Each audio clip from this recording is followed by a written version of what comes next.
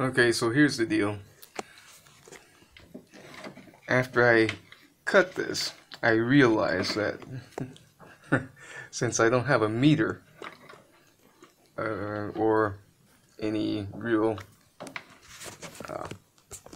wanting to use some other method to test this, I don't know which the inside of this plug is positive and the outside is negative. That much is always standard. But as things have gotten cheaper in this world, you can see they have it marked positive, negative on this wire, either on the covering. A long time ago, when there was more expense given to wiring, one of these would be silver and the other would be copper colored, in which case you would be able to tell which is positive and negative. But I can't do that. Not at the moment, and I really don't give a shit about it. Anyway, here. I got lucky in that I had a another adapter that I cut.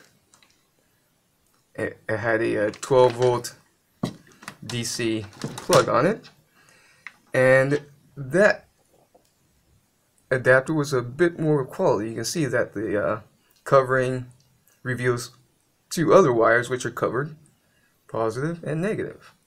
Very easy to discern, and follow that down to here to the router.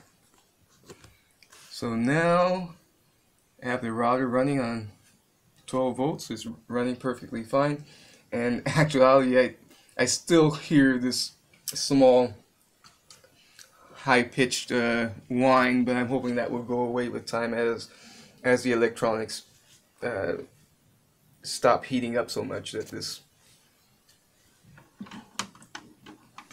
noise will go away. Now, right at the moment, as you can see, I am running this, the current draw on this is 0.9. Sometimes it goes up to, when I'm surfing the internet, the router will draw more, and this can go up to 1.3, 1.2 amps. But that's not so bad, considering that when the setup I had before was this lovely thing, which I picked up for 20 bucks, and it is just a simple AC to DC converter. What that does is takes power from the battery and converts it to a useful format, or a simpler, or a more standard format for this USB and AC. The problem with that is that a lot of the electronics inside of this thing are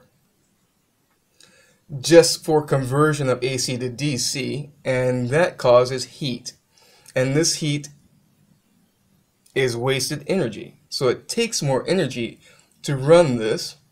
I think, as you can see, maybe you can see the nominal usage of this. That means that when it's plugged in and not really doing anything, can be up to 1.3 amps. When I'm running this, I have seen that when it's on and not doing anything, that it is drawing from the battery, it's drawing 0.3 amps. But whenever I plug anything in, it goes up to 0.8. And subsequently, whatever I plug in also draws its amperage and adds it on to this.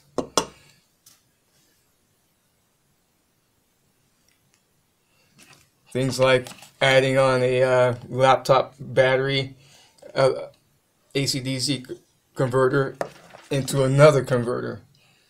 Heat, inefficiency, and a lot of noise. There's a lot of air holes in this thing. I don't know if you can see them, but there's also a fan. And regardless of the fact that this laptop doesn't draw that much, and this unit is 300 watts, I think a laptop can draw up to 60 watts. And this unit is rated for 300 watts. As soon as you plug the laptop in, the fan comes on. And it's a loud fan. Not something you want to sit in a single room apartment like I do listening to. And you're watching television or surfing the internet on your laptop, and the only thing you hear is this construction noise coming from inside of this thing. So it's a lot quieter going directly for the router going directly to the power source. And in this case, the power source is this regulator. No noise there. Battery connection, no noise from the battery. Yes.